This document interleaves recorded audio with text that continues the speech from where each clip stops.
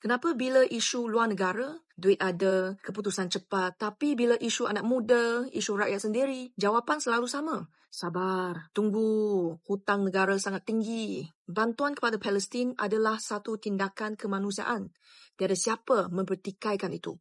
Tapi sebuah kerajaan juga ada tanggungjawab pertama, menjaga rakyatnya sendiri. Hari ini kita dengar kerajaan mengumum akan menaja 5 pelajar Palestin ke MMU dengan beasiswa penuh. Pada masa yang sama, 907 pelajar Malaysia memohon, hanya 25 diterima. Yang lain terpaksa akur dengan jawapan peruntukan terhad. Saya bukan nak soalkan angka, bukan nak banding angka.